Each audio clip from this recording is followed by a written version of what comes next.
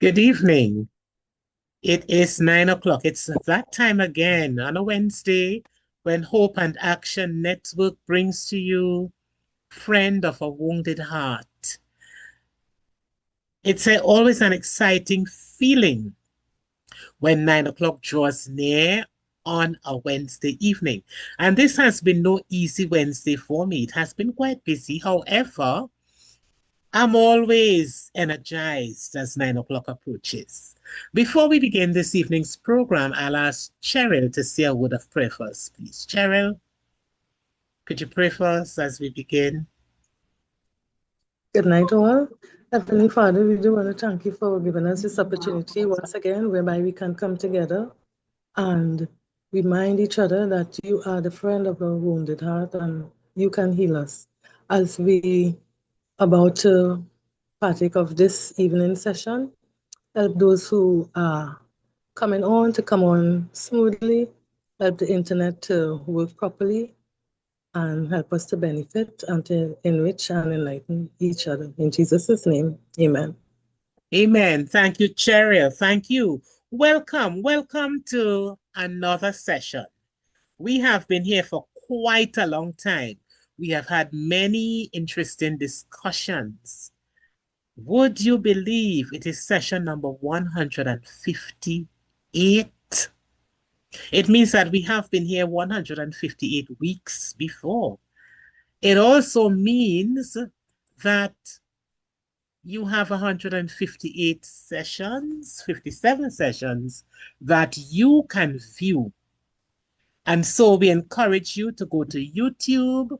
We encourage you to ensure that you share what you find so that others could benefit from what we do. What do we do here? Why are we here? It is because Hope and Action Network has decided that we will build or try to build a better society. And we understand that a better society is built on strong foundations. We understand that we must empower others so that we can have a better society.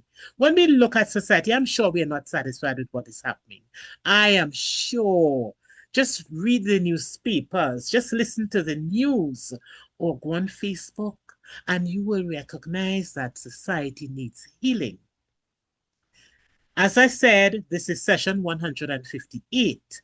Now, I can't name for you every session that we've done so far. So what we have been doing each week as we come on is to recap the last 5 sessions or name them. So on the 22nd of October, our session was entitled ZR or Maxi, Are Your Children Safe? And we dealt with our maxi taxis as well as the ZR vehicles in Barbados. We used a story where a driver took children off route on his birthday and offered them alcohol. The vehicle unfortunately overturned and many of the children were injured. On October 29th, our session was entitled Mommy Says She Not Home. And this session spoke directly about parents who lie to their children or teach them to lie. On the 5th of October, You Are Not the Father. We spoke of paternity fraud, and we had a representative from the Fathers Association of Trinidad and Tobago giving us some startling statistics.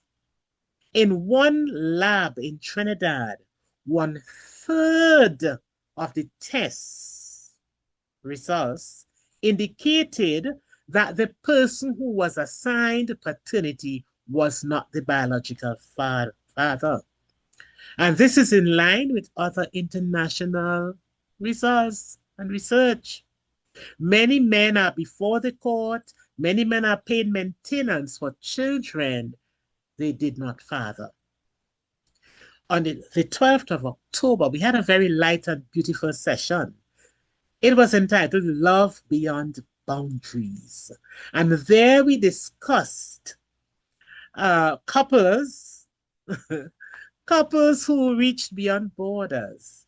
They reached beyond borders to find partners. In my case, my partner is Barbadian. One couple was Trinidad, a wife and a Vincentian husband. And the other was a Tobago husband and a Guyanese wife. And we discussed issues that could arise, cross-cultural issues that could compromise the relationships. But fortunately for the three couples, we are enjoying the differences and learning to live with them. Last week, on International Men's Day, the 19th of October, we said, stand by your man. And we were referring to husbands, partners, sons, cousins, uncles, whoever the men are in our lives. We're saying respect them, support them, do everything that it takes to ensure that they stand strong. We have to stand by them. This week, honesty is such a lonely word.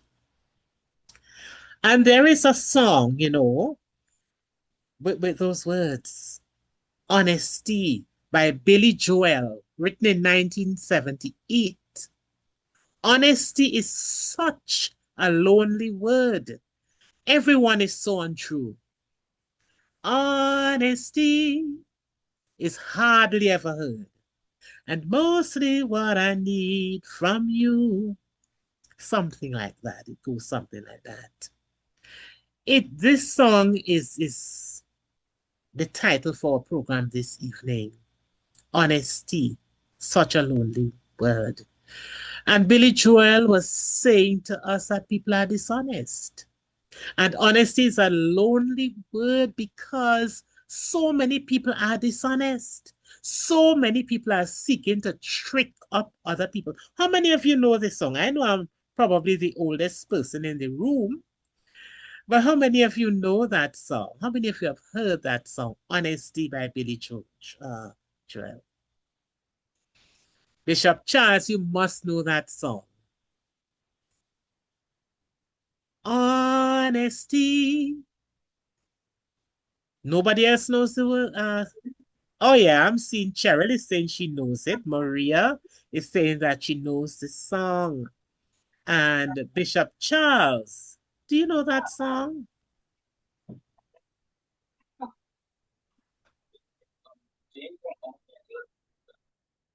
Okay, so it's just us older ones who know it. But it is saying that honesty is really needed. We need to be honest. We need to be honest. There is too much dishonesty in our world today. Yeah. And we have to teach our young people to be honest. Remember when we did that session, Mommy says she's not home? That we made the point that parents are teaching children to tell lies. And when we teach them to tell lies, they will eventually lie to us. They will lie to other people. They lie on the job. They'll tell lies wherever they go. They will lie to their spouses. So we are seeking to build a better society by encouraging people to be honest, by encouraging people to be truthful, by encouraging people to value the virtue of honesty. And then we had Bob Marley in 1976, 2 years before Billy Joel, singing Man to Man is so unjust. Yes, I'm sure everyone knows that one. You don't know who to trust. Your worst enemy could be your best friend, and your best friend, your worst enemy. Man to man is so unjust. And this line in the song, Man to Man is so unjust, from Bob Marley, the song is really titled Who the Cap Fits, means that humans are often unfair to one another. And it can be hard to know who to trust because your enemies can appear to be your friends. The full verse goes on to describe how people are often hypocritical, pretending to be supportive while secretly plotting, against you. And it can be difficult to determine a person's true intentions. So his song speaks of unfairness, and tells how people are not fair and just in their dealings with others. It speaks of betrayal and hypocrisy. Marley is suggesting in that song, he's deceased, that we can't always trust people. Our worst enemy could be somebody close to us. A friend could be our worst enemy. Marley also referred to, or his lyrics referred to, deceptive relationships. Because the lyrics describe a situation where people will pretend to be friendly, even sharing meals and secrets with you. And then behind you, they do something that is really not pleasant.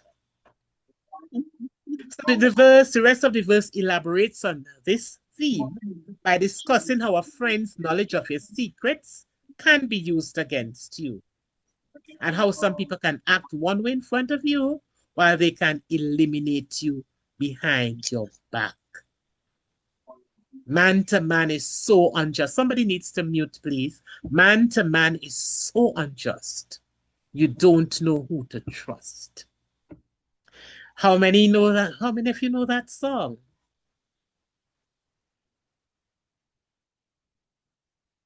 Nobody spoke. I know it. Good evening. I know it. Okay, Lynn, all right. They will say we are the old people, so we know all the old songs. Nancy, yes, knows it as well. Yes, and there are others who, Maria, Cheryl.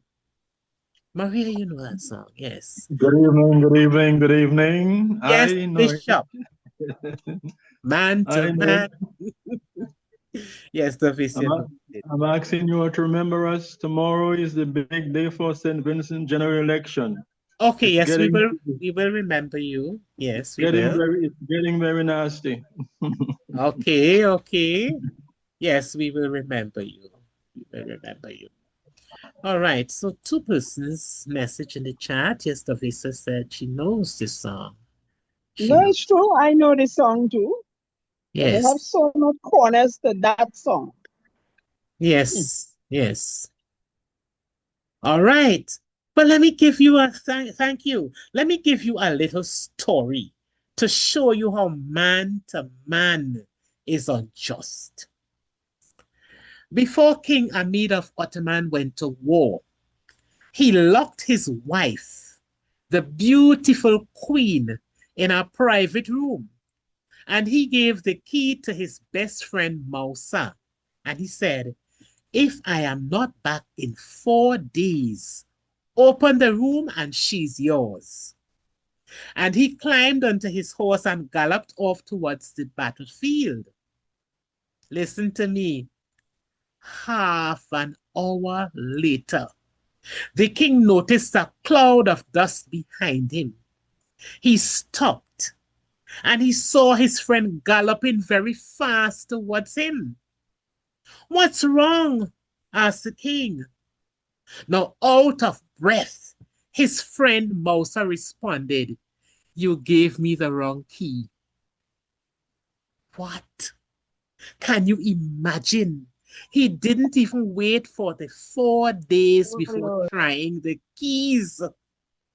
Be careful with the one you consider to be best friends and whom you think you can entrust with your hard-earned treasure.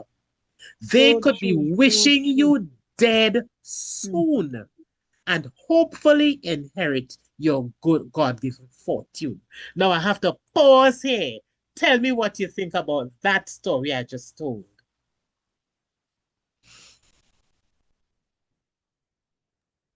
Tell me. The Bible says, curse is the man that make the arm of flesh his arm. The arm of flesh will fail you. You dare not trust your own. And that's a fact. it is a reality. Because some may not, but some, you also have fair weather friends who are just as not friends as the one who will tell you, you gave me the wrong key. So really and truly, you have to always, to me, expect the unexpected, because you really can't trust nobody. Okay, thanks for your contribution. Yes, I see Gracelyn Phillip unmuted. Gracelyn, do you have a contribution? What do you think about this friend who was Good so... night. Yes. I believe the person know what he did. That's why he gave him the key to see if he's really his best friend. That is why he gave him the wrong key. That is my suggestion, eh? I believe so too. No, I That agree with you. could be true. That could be true. Yeah, I agree with you. Just listen, just a few minutes afterwards, this man was trying to get in there to get the man's wife. You understand? Man to man. That is reality. Unjust. Yes, it is reality. Anybody else before we move on? Because we are going to be exploring some situations this evening, and we're trying to... Well, we use the term so-called friends. Mm-hmm. That's a regular term. And I believe this man was put to a test, but he failed the test miserably. Miserably. And he did not even think. He didn't think, because you galloping towards this man just minutes after he left, when he told you in 4 days, if I'm not back, open the room, and that woman is yours. He was so happy to grab his partner's friend. Man to man is so unjust. He had the eyes on the man wife all the time. I feel so. Can't trust. I feel so. I mean, it said the story says that she was a beautiful woman. And sometimes if even the woman is not so beautiful, they could have their eyes on them as well, because beauty is in the eyes of the beholder, really. Yes. So yeah, he was eyeing the woman. He was eyeing that woman. Anybody else?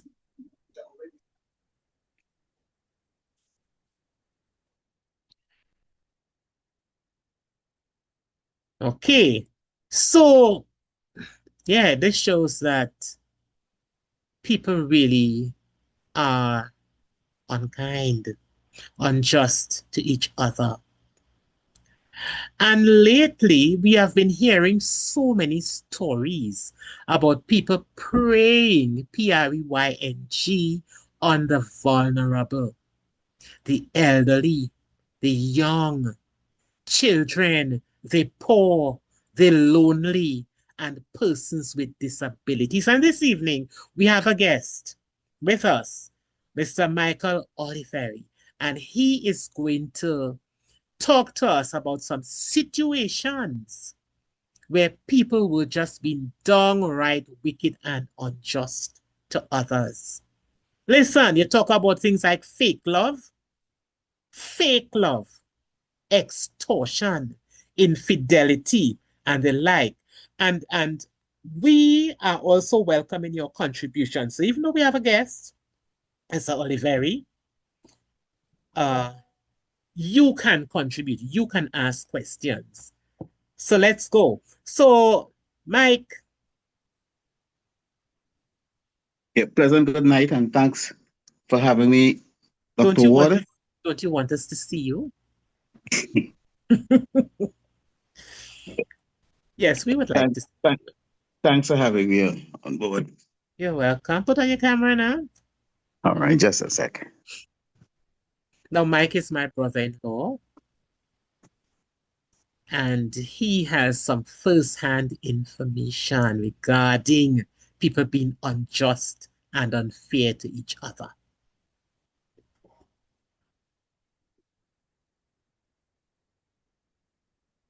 And be sure to share the information with others. Please share it so that people could be educated. We want to build a better society. We want this place to change. We've seen so many things where people have been lured into situations, but people harden too, and Mike, because we see so many people trying to execute sales, and we've spoken about that on the program, meeting up with people who advertised things on Facebook Marketplace. And then what? They're robbed. We dealt with some of these, but we are going to deal with some other specific instances of people being tricked, people being fooled, people getting into trouble because they trust people. Man to man is so unjust. You don't know who to trust. Okay, Mike, back to you. Yes, a pleasant good evening to everyone. And thanks for having me on board. Good evening. Yes, good evening. Right, on the topic of trusting and the vulnerable and the sensitive population. Within recent time, we have observed that a number of persons are falling prey to the conman via social media. They are lured, they are invited into sessions and are given information and false dreams, and are sometimes forced to part with their hard-earned cash. The statistics has shown that the persons who tend to fall victims are persons in their 30s and upwards. They are the ones who you find will do an online transaction with a stranger and go to meet that person in a car park to hand over cash for a computer, a phone, a vehicle transaction, and find themselves being robbed. But I'd want to particularly focus on an incident that happened recently where a challenged person, this person was a mute, was lured into a relationship by a regular Joe. Because of her being lonely and vulnerable, she opened up to him on Facebook and he befriended her. And in the end was able to extort $40,000 cash from her under the pretense of, I am in love with you.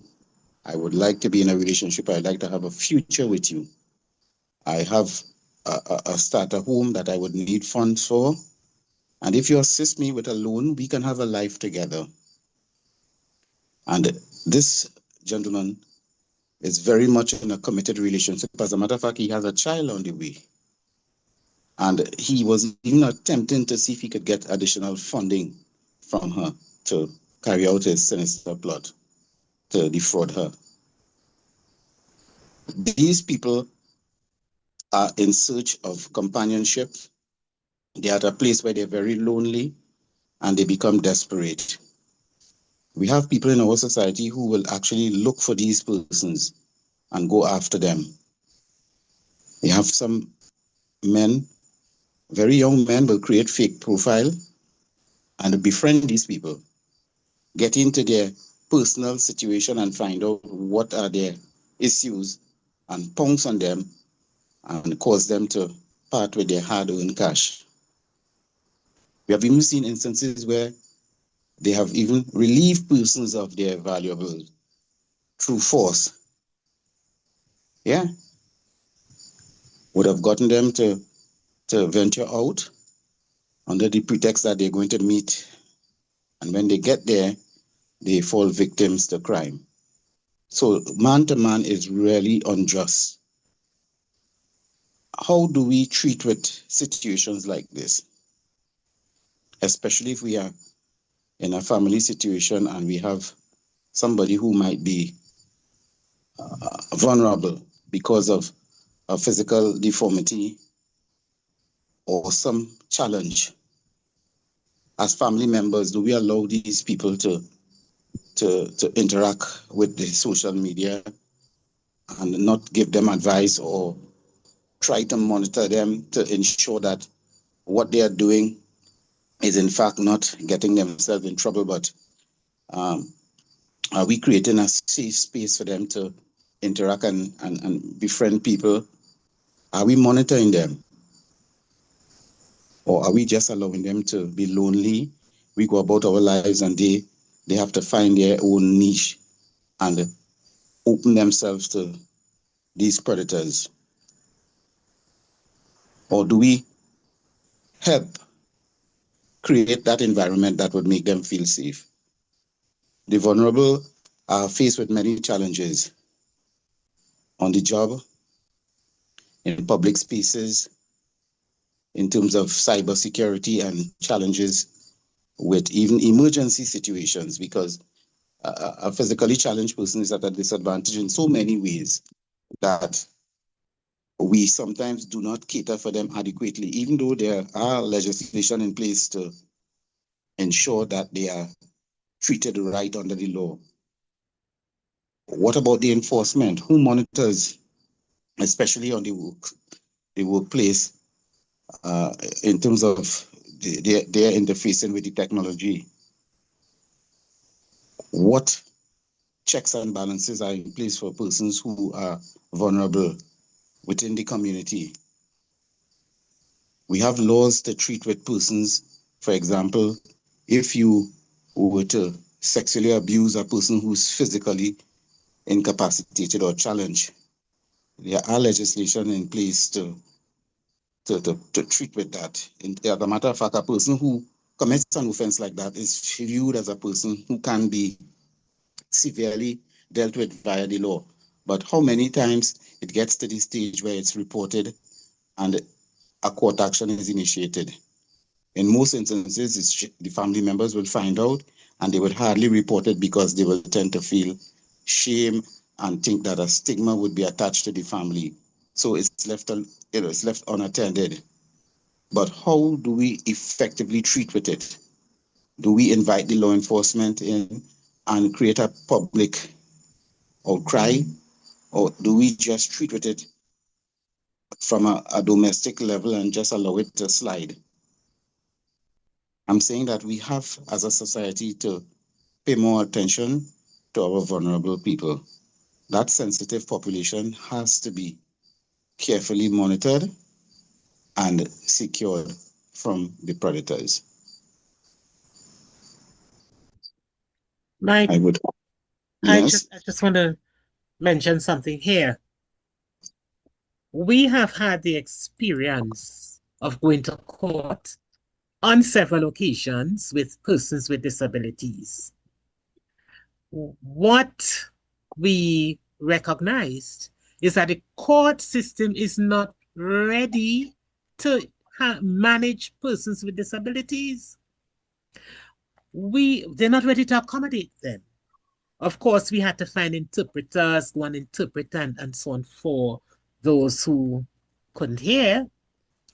And there was one instance in which one was raped, a girl was raped, and the prosecutor did not understand how to communicate, and I'm not talking about using sign language here, but he didn't understand how to question a person who does not hear. A person who does not hear would be using a different form of the English than a person who can hear. And so he began questioning her as he would question anybody else. Now we know, as educators of persons who are deaf, to break down the question and to ask them a part of it and so on. We also know that they do not really tell their story sometimes chronologically. So that particular young lady was being asked when this thing occurred. Now she started to tell of some incident before, and quickly they were saying, well, she was given the wrong date and the matter was thrown out. She was not given the wrong date. She was given some other information. And they did not have the patience, or they didn't even consult people who understand deaf culture, understand deaf language. They didn't give us a chance to explain, well, this is what she's trying to see. So they have to be ready. Quite recently, I saw on Facebook a young lady from the US, she seemed to be from England though. She was a foreigner. She arrived at Piaco, and when she went to the immigration officer, she had a horrible experience. When she said, I can't hear you, he laughed, he roughed her up, he told her, go and sit down, and when you calm down, come back. And she went back. She heard some of what he was saying when she couldn't hear again because he wasn't looking at her directly. Of course, he's speaking behind the plexiglass and all those things that would impair a person's ability to hear what you're saying. He ignored all of that, and he put it down to her being upset, sent her to sit a second time. This young lady ended up crying. And then a very popular gentleman in this country saw her crying, asked her what happened. She explained. Now, he was looking directly at her and speaking to her, so she was able to read his lips. She was wearing a hearing aid. I take it that she was not profoundly deaf. And I took it that she could also read lips very well. And he was able to communicate. And people on Facebook were saying, but how come she heard him when he spoke to her? Now, it was a different scenario. When you go to immigration, they're checking on the computer, they're scanning your passport while talking to you. And so she would not have had the benefit of reading his lips. And even the volume would have been muffled because of the glass. So society is not ready. And because of that, persons with disabilities have some disadvantage. I think the judiciary on the whole has to recognize that there are some victims who has to be treated differently because of their disability, and the necessary mechanism has to be put in place, because that should not take away from the fact that a special prosecutor could have been assigned to the case, and you have the interpreters and the translators and those specialized persons to be a part of the proceedings. So a person must not feel as though they are a victim twice, even when they have an opportunity to have the court adjudicate on a matter. They should not feel as though they are a victim and have to relive the ordeal based on the principles of natural justice. I am saying that our judiciary is not ready in most instances to treat with the differently abled. And some work environment is not even designed adequately to treat with those persons. So we have a little issue here that if it's not addressed by the system, it will cause people to become frustrated and not even go forward and bring their case or highlight issues. And this whole thing will just continue to go unabated. Indeed. And remember, you are invited to ask questions. But Mike, let's go back to the case you highlighted where the gentleman got, was it 30,000 or 40,000? From $39,000. 39,000. Yeah. Encouraging her to the girl took a loan from the bank, yes, because she felt that they were going to be having a life together. A lifelong relationship. Told her that he was given this house and he wanted to repair the house, and poor child, poor girl, she believed him and she gave him that money. Now, he's trying to get more money. Yes, he did attempt to get more money, but the law enforcement got involved and they were able to quickly nip it in the bud. However, while trying to see if that particular case had legs to stand on, we discovered that they were in a one-off sexual relationship that put a different spin on the thing. Because in looking at the communication and looking at the interaction, there wasn't anything to suggest that there was force or threat used. And she parted with the money willingly based on the premise that they were developing a relationship and that there was a possible future. So again, it is now left for the persons involved to see whether they can have a sort of arrangement worked out so that he can repay the money, which is still being explored. Yeah.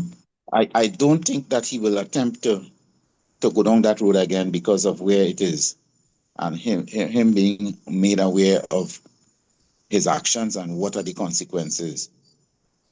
Again, who is left hurt and traumatized? The differently abled person who did not invite any family member into her business arrangement. She went to reach out to strangers to highlight her situation. And I felt that somewhere along the line, her sister or some family member should have been made aware of it, by her, and she chose not to do that. And still, I'm not sure whether they are aware as to where it is and from his end that he was trying again to get funding. I'm saying that we need to look out for vulnerable within the family structure and not take it for granted that they are in their little world and everything will be okay, because they have feelings and they have emotions also. They also have desires. Yes. So if they are just left alone and there isn't that clear line of communication that gives them the opportunity to speak on issues that are affecting them, things like that can happen and continue to happen. And Mike, I want to thank you here for getting on that case so quickly. Because the moment it came to our attention, we passed it on. And you already moved quickly on it. Very, very quickly on it. Yes. Yeah. And one of the things there is that people out there are so tricky. So he was appealing to her kindness and everything else to try to get this time, was it 79,000? This time to get $79,000, pretending to be sick. Pretending to be sick. There was even a fake invoice. Yes, everything. Fake invoice. He was pretending to be sick and then appealing to her soft and nature, her emotions. You don't care about me. You want me to die. I'm going to die. Lose my legs and die. I have to have surgery, and he couldn't even spell surgery properly. They looked at the invoices that he created to show proof that he's in dire need of the funds. Everything was just bogus and fictitious. And even tracking him down, it had to be done in a sting operation because he didn't know that she had reached out to other persons and the police got involved. So it meant that, a stake-out operation had to be put in place to actually meet the goodly gentleman. And he was so surprised. He did admit everything. I must say he did admit everything, and he was a bit remorseful. But he didn't expect that it would have come out in the open. Mm-hmm. And I'm saying all of that to say that look at the lengths people will go to convince another person that they are in a challenging situation and they need funds. And he even created this story that he was about to die if he didn't get the money. Yes, yes. Mm-hmm. Mm-hmm. So I am saying that because of that sexual relationship they had, it made it a little difficult for the evidence to come forward as though she was tricked. We are looking at some other lines that we can probably use, but as far as that incident, it was of her own volition to hand over the money based on the promises that he made to her. But Mike, it was a one-off. And if it's a one-off, can you really call it a relationship? Well, the thing about it is that we only established that it was in fact a one-off, but initially we thought it was a relationship. It's only when we looked at the thread of messages and when he was interviewed, we recognized it was a one-off. So we are still working on some things that could probably still have him go before the court. So we're keeping our fingers crossed on that. Yes, and could you imagine how this girl feels? Already, persons with disabilities believe that they belong to a lesser level in society. Already, they feel as though people do not like them. And of course, many people do not like them. Let's face reality. Many people treat them badly. Many people scorn them. I remember, Mike, when I left the primary school, I didn't walk off the job at the primary school. The Division of Education at the time was asking for volunteers to go to the school for the deaf to work. And when I left, I told them I was interested and they placed me there. People were saying that I left my good job to go and work with those kinds of people. My good job. So it wasn't a good job to go to a special school to work. And I remember once a boy was so upset with me for something. And he said, that's why they put you to teach them kind of people. Yeah. So not understanding that that was your purpose and your calling. And as a special educator, your salary was more than the regular primary school teacher. They did not understand. So you see where we place these people, Cheryl? I have a question when it's time for me. Yes, okay. Cheryl Decoto, you know how they treat our children, and we call them our children because society does not treat them well. Yes, Cheryl unmuted, so let's hear. Hi. Today, in the senators, the independent senator, Alicia Lalit Etienne, she presented that kind of bill. And some persons were not understanding.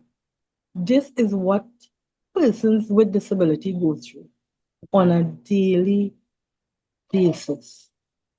And that person who told you about leaving that job, they don't understand until sometimes it happened to them or someone of their families, especially with the deaf. In all the other disabilities, you don't have to acquire a language. With the deaf, you have to acquire a language. And some persons not taking that opportunity to learn the language for the deaf, to communicate. So communication breakdown, and that is one of their complaints right through. Communication, so they would always be lied about, lied to, and if we don't really do something and educate them themselves, because they really feel that somebody loves them. And look at how much money. Look at how much. Right now, I know of a case with a caregiver. She's trying to get money from these people. You present a front, but the person, as an elderly, they're trying to extract 40,000 I have to get for this. I have to get a new car. That have nothing to do with your client. Yes. And abuse of the elderly is something that is on the rise also. Yes. So that fits exactly into a pair of gloves, hand in glove again there. Right. And we talk about not the court not having the resources, but we have a lot of Venezuelans here, and whenever they are arrested, the state has translators who are ready to work with the police and to work with the judiciary. So why can't we have systems in place to treat with the differently able, especially our deaf persons when they have to go to court?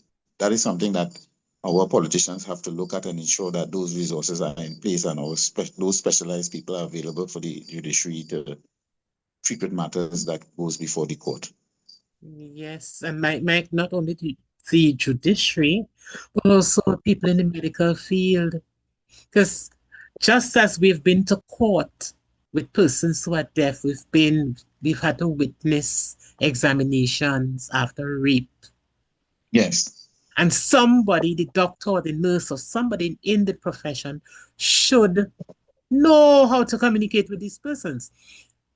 You should not have so many other persons in the room with somebody who's been examined. That's right.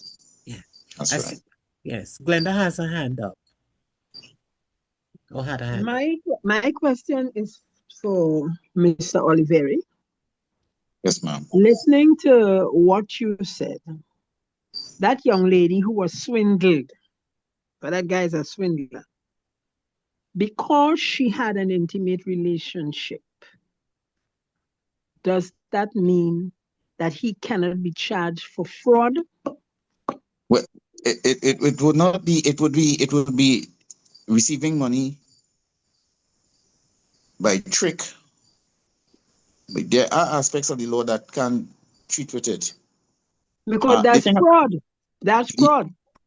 Because right, so you said he had a relationship, he had a child on the way.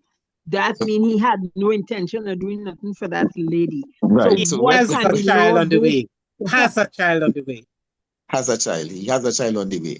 And this is like recent, like early part of this year and late last year. I think the relationship, they were in a little 1 year relationship with a one-off sexual encounter. But his primary goal was just to solicit money from this particular victim. That's why I want to know what can the court do if you have, you see, my query is this, because it sounds to me, as long as you had sexual intercourse with that individual, it means that you give them the money. But they got it by false pretense. So yeah, because one of the things he did that prompted her to dip into the coffers is the fact that he inherited a house from his grandfather, which was in dire need of repair. And his proposal to her was, if the house is repaired, I will take you from your parents' home and we can live together. We can have a relationship. So she was excited about that. And lo and behold, when you looked at what he told her, there was no truth to it. Absolutely no truth. So there is something to work on, but But the thing about it is that we established that it was a one-off sexual relationship and it wasn't anything, because he could say that she gave him the money, on her own free will. There isn't anything to suggest that, except there was a thread of WhatsApp messages where they communicated. They met a couple times in person. She was able to even tell us the vehicle that he drove, because when I got to the area that he worked, I saw the vehicle. She just had the numbers mixed up. So she was able to give a lot of information that were credible, that led to us locating him. Another thing that the system, our legal system, doesn't cater for adequately is not making the victim a victim twice, because Dr. Ward spoke about when it gets to the court. If there's any little hiccup with a mix up with the dates or the place that they met, those things will puncture your case and it will fall flat. So the investigation has to be tight. She has to be prompted to give the evidence in a nice, slow chronological order to ensure that, a conviction could be secured. It's a lot of work. It's a lot of work. It's sad because the fact that because it's a one-off sexual relationship, 1 off, 10 off, 50 off, he still did it. And he did it to trick the woman. And that, to me, is something that I guess the court should take serious notice of. Because he only made her feel good to make her give him the money. Yeah, but that was his primary objective. That's hard. That's hard. And the second approach, some more evidence could have been gathered there, because he presented a fake invoice showing that he needed the money, and he was letting her know that he is going to lose his legs. So a case was being built there. So that is what we're hoping to put together and see how the matter can be taken before the court. I mean, she's not even aware of where it is now. I would have advised her through a third party to block him. But now that we would have spoken to him, I am very certain that he's not attempting to communicate with her. So we'll have to go with what we have now and see how best we can get this thing up and running before the court. But is there any way she can get that money back? But that is what we would look into, see if at least she can get compensation. We were trying to see if we could go for an outer court compensation.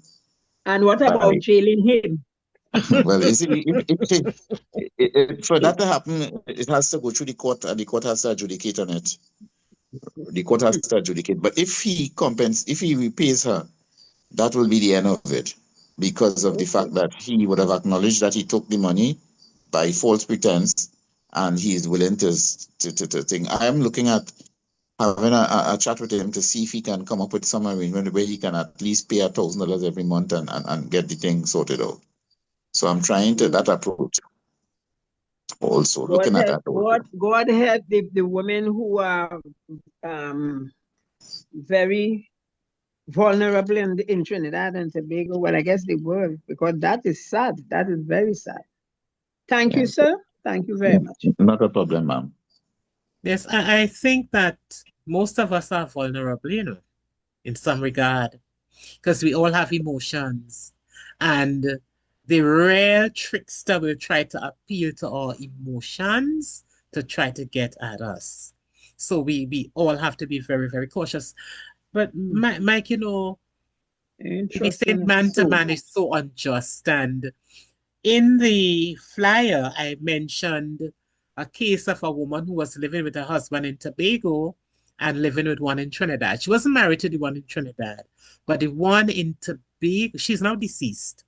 The one in Tobago was her husband, and she came down on weekends to one in Trinidad. Yes. And that person did not know that, didn't know initially that she was married. She was killed, and up to now, nobody knows or understands what took place, but people do that kind of thing. So while I was saying man to man is so unjust, I didn't mean male to male are unjust. I'm saying that human beings are very unjust and unfair to one another. Because you have a husband living in Tobago, a man who is a Christian, married you, thinking you are a Christian as well, and you would, it was a husband who would have been very kind to her, and you find yourself in a relationship. You're saying you're coming to Trinidad to some course on a weekend, and it was not really, whatever she was engaging in had the word course in it somehow. But yeah, and I understand that she had something. Did you say she was murdered? She was murdered? She was, yes. Well, are you surprised? Not really. And I can give you stories like that. There was a situation where this woman came from Trinidad and she got a work in a guest house in Tobago. And she would go down on weekends and stuff like that. She got into a relationship with the owner of the guest house, who was happily married with his children, and went to Trinidad back and forth, and eventually told him that she was pregnant and that she was assigned the pregnancy. She had to be bed rested, as they say. And she would send him videos of her on a bed at varying stages, and she would have a pillow or something in her stomach and give him the impression that she was pregnant. And she went along with this for about almost 18 months, until so much so that when the baby was born, he asked her to come and let him see the baby. Is when he got a friend who I knew well, and when we inquired, it was a total fabrication, and she went on with that for 18 months. And the man used to be sending down money, and she promised to come and appear before the house and let his wife know that with the baby, and he kept sending money. But he found it strange that she never made herself available to bring the child for him to see. He saw videos of a child, but he couldn't tell whether the child was his.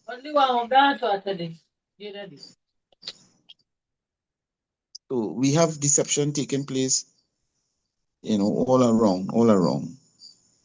Right? Eventually, he discovered that it was not true, because of some background checks that he did, and somebody who knew her also reached out because she would have confided in the person that she had this man spending the money because he fast, and she eventually told somebody, and it got back to him.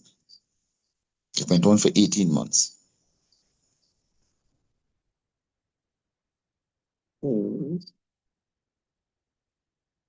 I also know there's a situation that is very close to me. One of my sons was contributing to the upkeep of a child some years ago. He had a relationship with the young lady. I think I mentioned it on this program before. He had a relationship with a lady. They went their separate ways. And after some time, she communicated with him to tell him that they had a child, they had a baby. Now, he was very happy. You know, she, as far as he was concerned, well, she didn't tell me when she was having the baby, but she has the baby now, and I want to play a part in this child's life. So he started to visit this girl, play with the baby, send me pictures. I traveled abroad, brought back a carry-on with baby clothes, pretty stuff that I bought. I was living in Trinidad, but I lectured in Tobago sometimes on evenings at the Hospitality Institute, where UE held classes. So I came to Tobago with the clothes, communicated with the young lady, went to take the clothes for her. And when I got to the house, she said the child was sleeping and she didn't like to wake the child. I said, okay, well, take the clothes. She took them. She would send me pictures of the child, message me and told me what the child did today and all of that.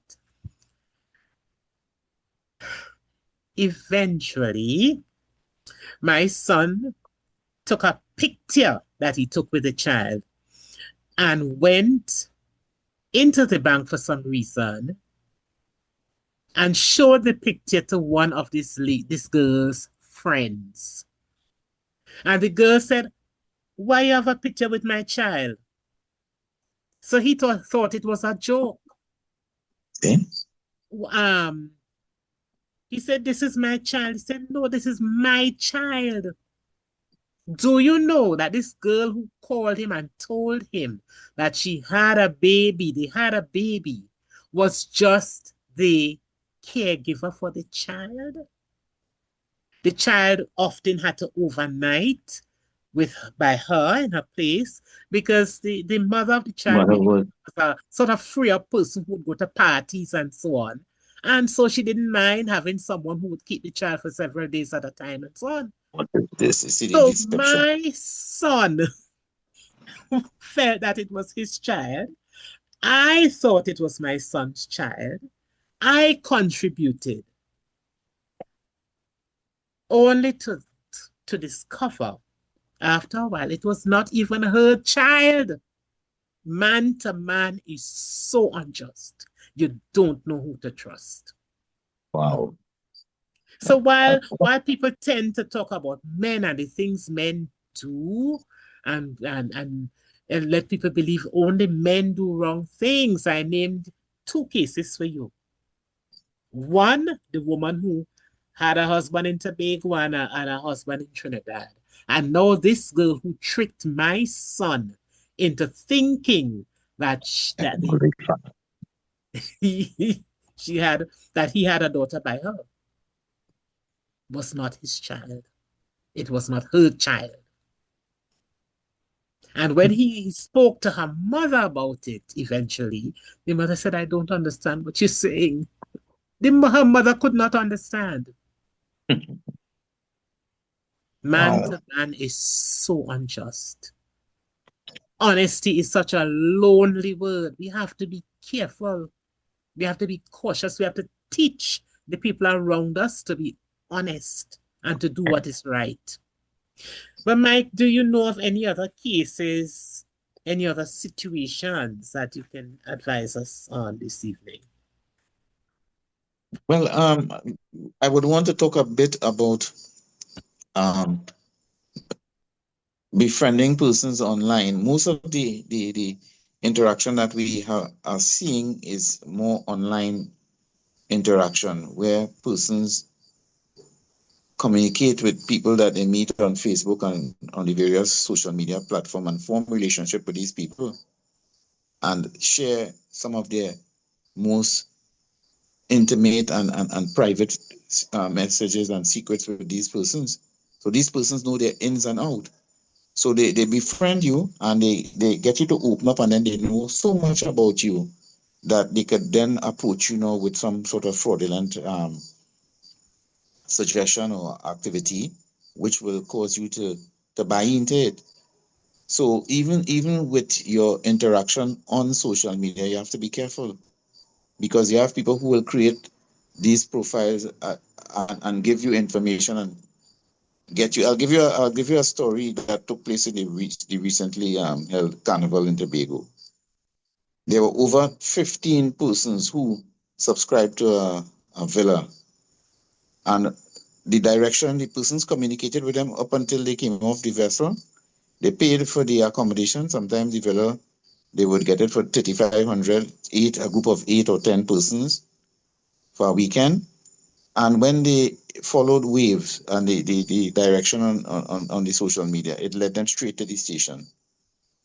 So Paradise Guest House, Paradise Villa or something, I think they were calling it. And it led them straight to the thing. All the transaction and everything was done in Trinidad. Monies were paid, and they came to Tobago. And when they got to Tobago, no Paradise Guest House or villas. So we have to be so careful. Even our regular persons have to be careful in terms of responding to these merchants who put up things for sale. I do not subscribe to buying anything online and paying for it online, especially in this domestic situation. If you make a delivery to me, I pay you when I get the delivery. So paying for some things online, in some instances, you can be hooks of your hard-earned cash.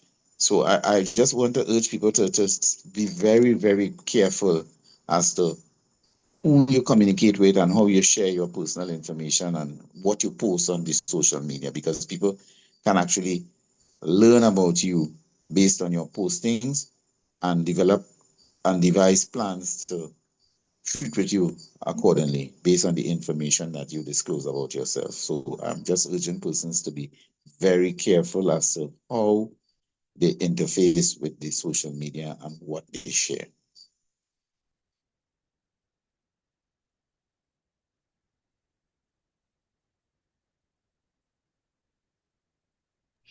Is there anybody else who would like to make a contribution, ask a question based on what was shared here? We got very useful information. I put something in the chat. Yes, Rebecca. And what I said was that fanatis also have a way of not actually coming out and ask you for anything, but they would say some kind of sad story, things real hard this month. And I really trying harder. And sometimes they would even say, I'm gonna make it and I'm gonna make it. But I keep on singing the same song over and over. And because you probably have a soft spot or you probably emotionally tangled up with them, you eventually go ahead and you give them the money without them actually coming out and asking you for it. So then she could come around and say, I'd never asked her for no money. It's she who went ahead and just give me, and they might even say it wasn't a loan, it was a gift. So that is that is an tactic that these Kanatis use. They know how to manipulate and play on you. To manipulate you so that if they ask any questions, they could come out looking like the innocent one, like they didn't ask anything at all. Yeah, that's right. And again, you just need to be very careful what you post and what you share, especially with persons. Some persons fish, and anybody respond to them and give them that opening, they capitalize on it.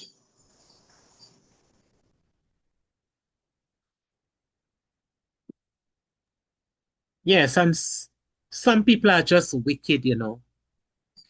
Lately, Facebook has been alerting me to the fact that people are trying to log into my profile. When you check, it's generally people from Brazil. Yes. Not Brazil, Trinidad, but Brazil. In South America. Oh, yes. Yeah. Up to today, just today, I got an alert. Someone just tried to log into your profile and we blocked them or all. That's right. Another alert I got 6 times in one night. Somebody tried to log into my Amazon account and the person was blocked.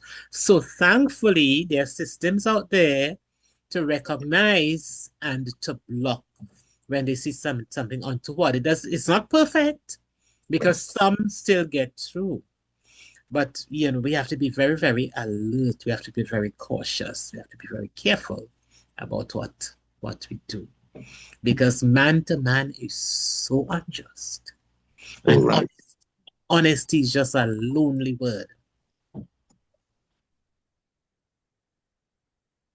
Is there anybody else who wants to contribute? I would like to contribute. Yes, but yes. I'm going back to the lady physically challenged.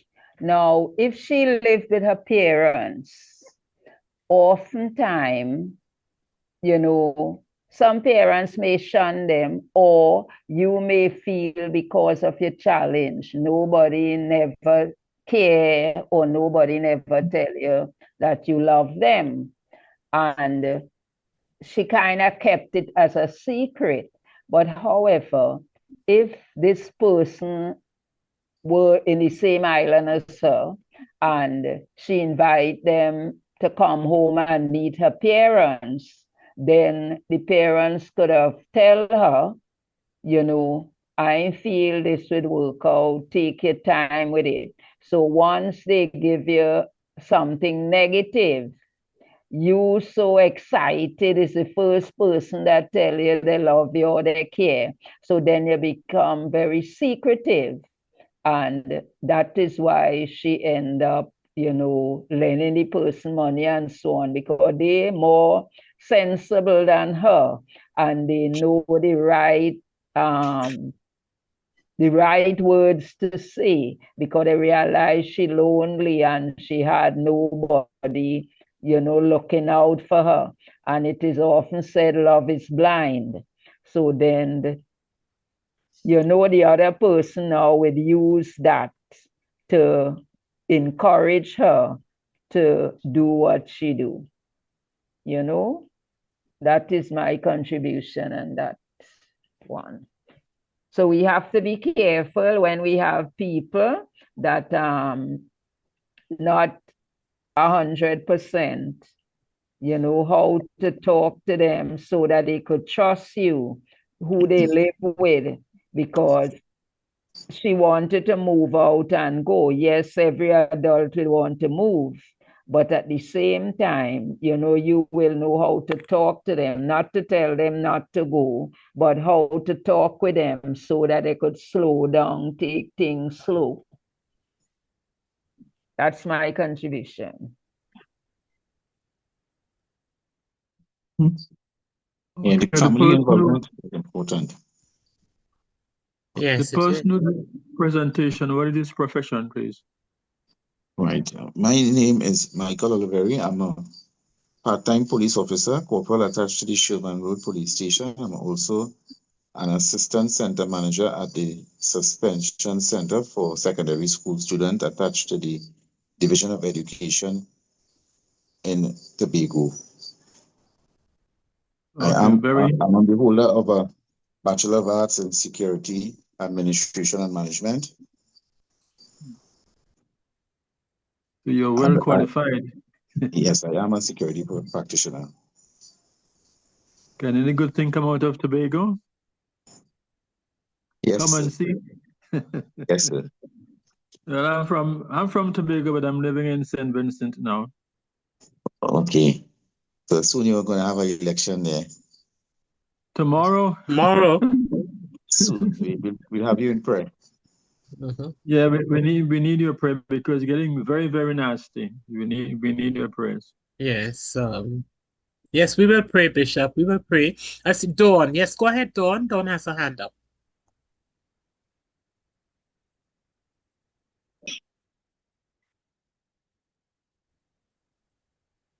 Unmute, Dawn.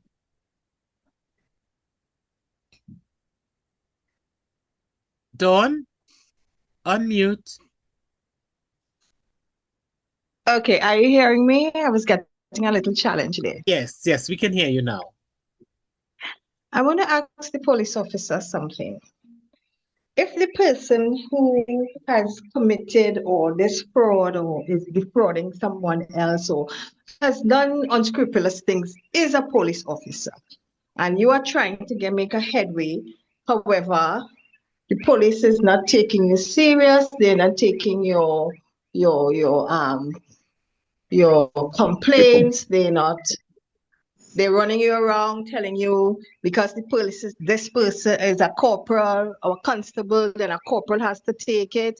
You're waiting for the corporal to. How do you deal with that? Right. The Trinidad and Tobago Police Service has a department that deals specifically with reports against police. It's called the Professional Standards Bureau.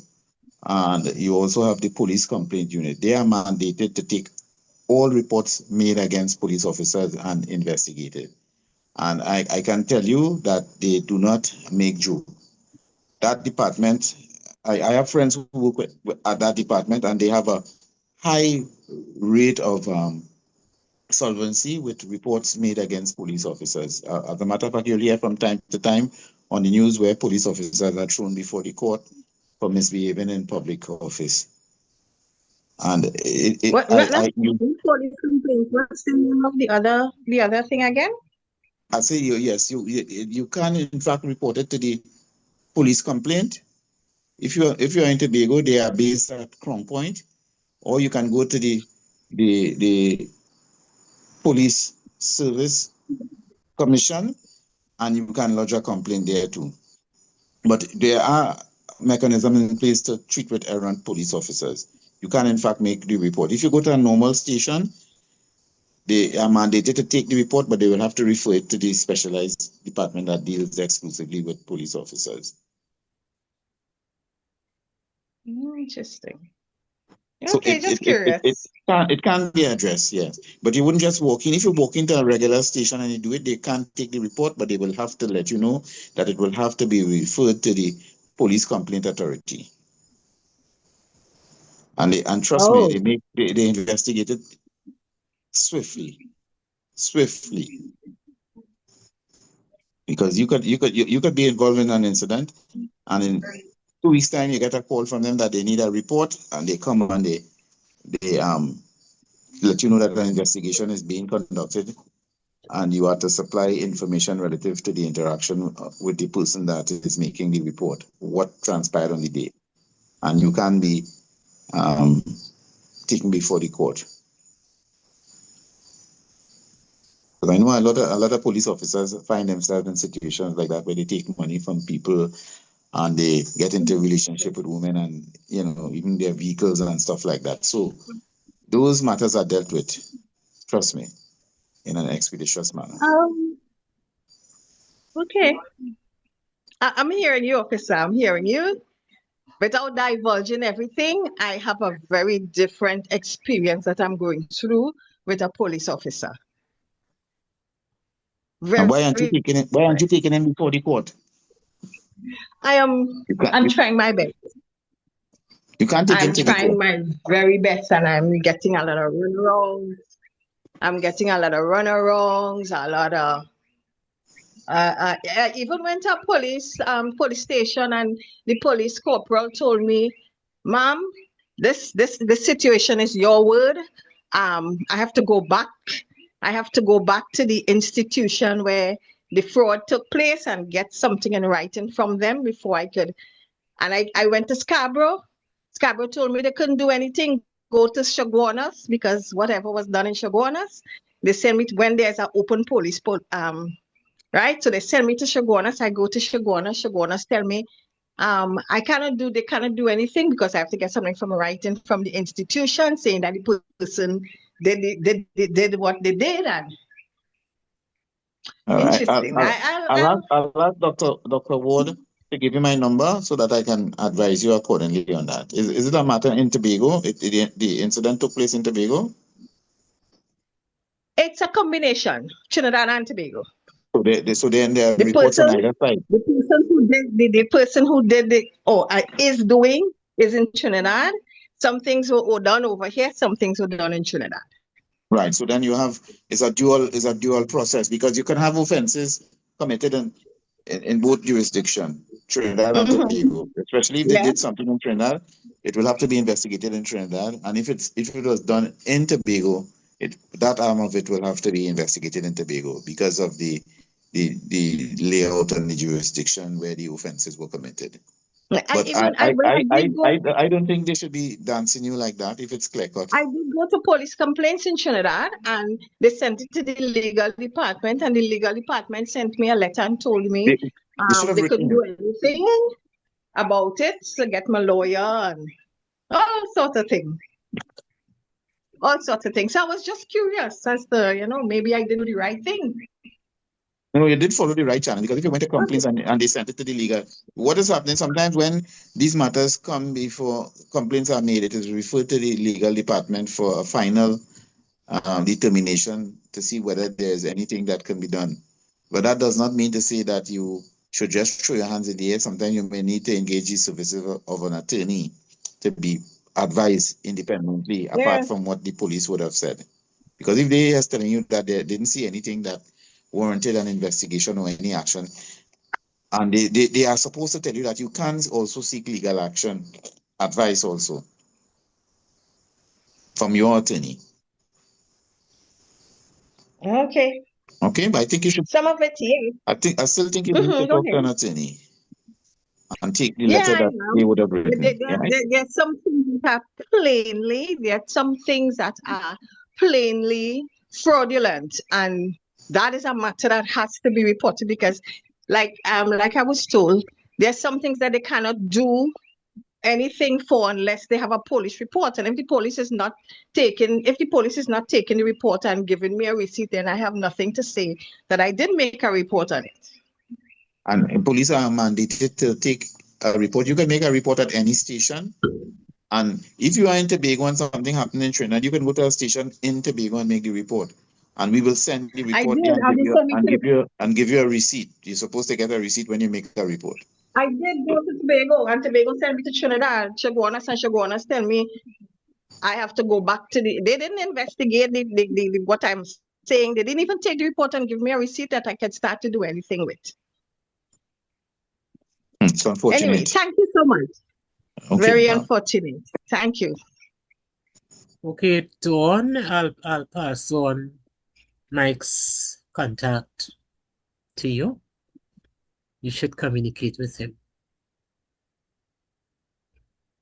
Okay, Mike, do you have any closing words for us? Yes. Well, yes. I would just want to, given the season that we are in, to advise persons to be on their guard. When shopping, try not to move around with a large amount of cash. Do not leave any valuables in your vehicle that can be visible to persons who are passing on the roadway. Try to stick things under the seat or put things in the trunk. Do not make anything that is valuable visible to cause persons to become interested in your property. If you are walking and you find that persons are walking in the same direction with you and it may appear as though that they are following you, make some deliberate detours to see whether that is so. If you're coming home late at night and you recognize that the same vehicle has been behind you for a little while, drive past your house, go to the nearest police station, go to a public place that is, attracted with a lot of people so that you can throw them off. You cannot take things for granted. Be on your P's and Q's, because we have a lot of persons who are unemployed now, more so in Trinidad with the recent laying off of some of these URP and CPEP, and they are looking for dollars. They are looking for it because you're talking about over 20,000 persons who have been put on the breadline, and they can form the new network that will be looking for it for this Christmas Intercarnival. So please be on your P's and Q's. Well, Mike, we thank you so much for joining us this evening. We know that you worked very hard and you took the time to be with us for an hour and a half or so. And we are grateful for the information that you shared. Indeed, you highlighted, you expanded on our theme so much. Man to man is so unjust, you don't know who to trust. Yes, I thank you for giving me the opportunity. We can make an impact. Let's spread the word, spread the message. Honesty is the best policy. Do not allow anybody to defraud you of your possessions. Be very cautious. Speak with someone. If you have a strange encounter, somebody's trying to get something, money from you or whatever. If even they send on Facebook to tell you that they're in Afghanistan and somebody stole all their money and they have no way of coming home, call up the person's wife. Where's your husband? Call up a friend. When last did you see? We should not be so, I love my money. And we should not be so anxious to part with our possessions because people out there are wicked, just waiting to pounce on us. Thank you for the wise counsel that you have given to us. Let us be very, very cautious. This program is called Friend of a Wounded Heart. So if you've been hurt by someone has defrauded you, someone has been dishonest, someone has been unkind, just remember, take it to Jesus. He is the friend of a wounded heart. And seek him in everything that you do. Because wisdom, all wisdom comes from him. Discernment and all that we need to navigate these difficult times, we can get it. Just reach out to the friend of a wounded heart. We'll be on next week again with another interesting topic. We're here every Wednesday evening. It doesn't matter what's happening, we are going to be here. And so I encourage you to log on with the same credentials. If even you did not get an invitation from me, you don't have an excuse for not attending because we use the same credentials every Wednesday evening. Share with others. Invite a friend. Encourage others to come on and be part of our very useful discussion as we seek to build a better society and we seek to establish strong foundations and as we seek to empower everyone. Thank you, everybody. Be safe out there. Have a good night. And don't forget to pray for those elections that are coming up. Yes, so we have some elections coming up tomorrow in St. Vincent and others are coming up and we are praying. St. Lucia is coming up as well, Nancy. Oh, yes.